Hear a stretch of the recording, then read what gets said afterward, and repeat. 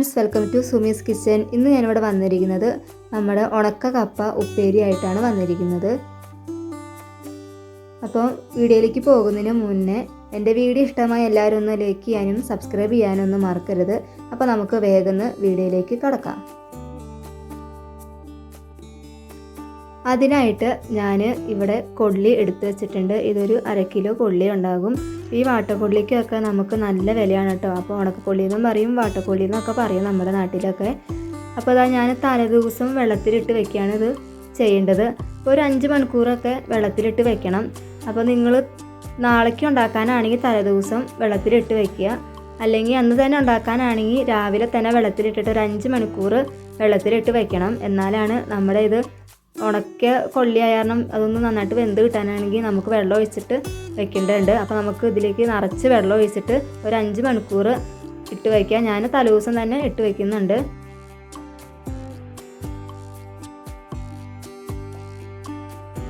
അപ്പോൾ ഇതിലേക്ക് ഞാൻ നിറച്ച് വെള്ളം ഒഴിച്ച് കൊടുത്തിട്ടുണ്ട്. അപ്പോൾ നമുക്ക് നന്നായി നിറച്ച് വെള്ളം തന്നെ ഒഴിച്ച് കൊടുക്കണം. ഇത് നമ്മൾ രാവിലെ ആകുമ്പോഴത്തേക്കും ഒന്ന് ചെറുതാക്കിയിട്ട് ഇങ്ങനെ പൊങ്ങി വരും. അപ്പം വേവാനും നമുക്ക് ഭയങ്കര സിമ്പിളായിട്ട് പെട്ടെന്ന് വേവിച്ചെടുക്കാനും പറ്റും. ഇതിപ്പം രാവിലെ ആയിട്ടുണ്ട്. അപ്പോൾ നമ്മുടെ ഉണക്ക കപ്പ ഇതിൽ നന്നായി കുതിർന്ന് കിട്ടിയിട്ടുണ്ട്. ഇനി നമുക്കിത് നന്നായി കഴുകിയതിന് ശേഷം നമുക്കൊരു കുക്കറിലേക്ക് ഇട്ട് കൊടുക്കാം. കുക്കറിൽ വേവിച്ചെടുക്കാം, അല്ലാതെ വേവിച്ചെടുക്കാനും പറ്റും. കുക്കറിലാണെങ്കിൽ നമുക്കൊന്ന് പെട്ടെന്ന് വേവിച്ചെടുക്കാനും പറ്റും, പിന്നെ വേഗം എന്തും കിട്ടും. അപ്പം ഞാനിതാ ഒരു കുക്കറിലേക്ക് കഴുകി നന്നായി വാരിയിട്ട് കൊടുക്കുന്നുണ്ട്.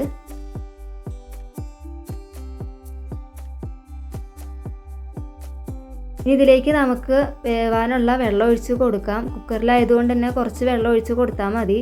അപ്പോൾ ഒരു 2-3 വിസിലൊന്ന് അടിച്ചെടുത്ത് കഴിഞ്ഞാൽ നമ്മുടെ കൊള്ളി നന്നായിട്ട് വേവും. പിന്നെ ഓരോ കൊള്ളി പോലെ ഇരിക്കും അതിൻ്റെ വേവ്. ചില കൊള്ളി നല്ല കനം കുറഞ്ഞിട്ടായിരിക്കും, ചില കൊള്ളി നല്ല വണ്ണത്തിലായിരിക്കും. അപ്പോൾ അതനുസരിച്ചായിരിക്കും ഇതിൻ്റെ വേവും. അപ്പോൾ അതിനനുസരിച്ച് വേവിച്ചെടുക്കുക.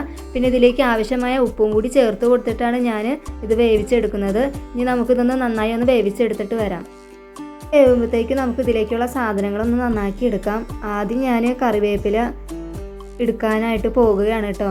അപ്പം വീട്ടിലത്തെ നല്ല ഫ്രഷ് കറിവേപ്പില തന്നെയാണ് ഞാൻ എടുക്കുന്നത്. അപ്പോൾ ഇത് ഞങ്ങളുടെ വീട്ടിലുണ്ടായതാണ്. അപ്പോൾ അതിൽ നിന്ന് തന്നെ കറിവേപ്പില പറിച്ചിട്ട് നല്ല ഫ്രഷായിട്ട് തന്നെ ഒരു അടിപൊളി ഉപ്പേരി ഉണ്ടാക്കി എടുക്കാനാണ് നോക്കുന്നത്. അപ്പോൾ ഇതൊക്കെ ഞാൻ ഇവിടെ ഉണ്ടാക്കുമ്പോൾ തന്നെ എനിക്ക് എൻ്റെ വീട്ടിലെ ഓർമ്മയാണ് ഉണ്ടാകുന്നത്. കാരണം ഞാൻ എൻ്റെ വീട്ടിലൊക്കെ കൊള്ളിയൊക്കെ ഇതേപോലെ ആണ്, വാട്ടക്കൊള്ളിയാണ് ഞങ്ങൾ ഉണ്ടാക്കാറ്. എന്നിട്ട് ഞങ്ങൾ ഉപ്പേരിയൊക്കെ ഉണ്ടാക്കാറുണ്ട്. അപ്പോൾ അതാണ് എനിക്ക് ഓർമ്മ വരുന്നത് കേട്ടോ. അപ്പോൾ ഞാനിതാ ഉണ്ടാക്കാനായിട്ട് എടുത്തിട്ടുണ്ട്. ഞാനിവിടെ എടുത്തിരിക്കുന്നത് കുറച്ച് ചെറുള്ളിയും പിന്നെ കുറച്ച് വെളുത്തുള്ളിയാണ്. അപ്പം അത് ആദ്യം ഒന്ന് നന്നാക്കി എടുത്തതിന് ശേഷം നന്നായി ഒന്ന് ചതച്ചെടുക്കാം. പിന്നെ കറിവേപ്പില എടുത്ത് വെച്ചിട്ടുണ്ട്. അപ്പോൾ അതാ നമ്മുടെ കൊള്ളി ഇവിടെ നന്നായി വെന്ത് വന്നിട്ടുണ്ട്. ഇത് നമുക്ക് വേണമെങ്കിൽ നന്നായിട്ടൊന്ന് ഉടച്ചെടുക്കാം കേട്ടോ. ഇനി നമുക്കിതൊന്ന് തൂമിച്ചെടുക്കാം. അതിനായിട്ടൊരു ചട്ടി അടുപ്പത്ത് വെച്ചിട്ടുണ്ട്. നമുക്കിതിലേക്ക് വെളിച്ചെണ്ണ ഒഴിച്ച് കൊടുക്കാം. വെളിച്ചെണ്ണ നന്നായി ഒന്ന് ചൂടാവട്ടെ. ഇപ്പോൾ ഇത് വെളിച്ചെണ്ണ നന്നായി ചൂടായിട്ടുണ്ട്. ഇതിലേക്ക് കുറച്ച് കടുക് ഇട്ട് കൊടുക്കാം. ഈ കടുക് ഒന്ന് പൊട്ടി വന്നതിന് ശേഷം നമ്മൾ ചതച്ച് വെച്ച ചെറുള്ളിയും പിന്നെ വെളുത്തുള്ളിയും കൂടി ഇതിലേക്ക് ചേർത്ത് കൊടുക്കാം. പിന്നെ നമ്മുടെ കറിവേപ്പിലയും കൂടി ചേർത്ത് കൊടുക്കാം. ഇത് നന്നായി ഒന്ന് ഇളക്കി ഒന്ന് വഴറ്റിയെടുക്കാം.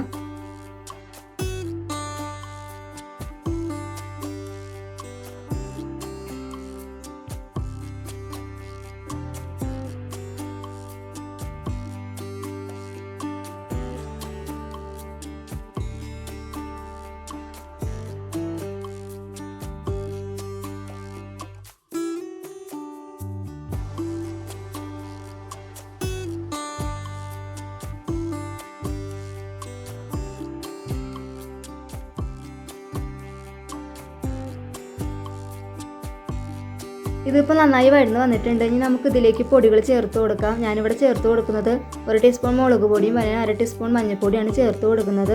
അപ്പോൾ ഇതൊന്ന് പച്ചമണം മാറുന്നതിൽ ഒന്ന് ഇളക്കിയതിന് ശേഷം നമ്മൾ വേവിച്ച് വെച്ച കൊള്ളി നമുക്ക് ഇതിലേക്ക് ചേർത്ത് കൊടുത്ത് നന്നായി ഒന്ന് ഇളക്കിയെടുക്കാം. നിങ്ങൾക്ക് വേണമെങ്കിൽ ഇതിൽ ഇനി തേങ്ങ ഒക്കെ ചിരകിയിട്ടിട്ട് നന്നായി വേറെ രീതിയിലും ഉണ്ടാക്കിയെടുക്കാവുന്നതാണ്. അപ്പോൾ ഇതിനെ നന്നായി ഒന്ന് മിക്സാക്കി എടുത്തിട്ട് വരാം.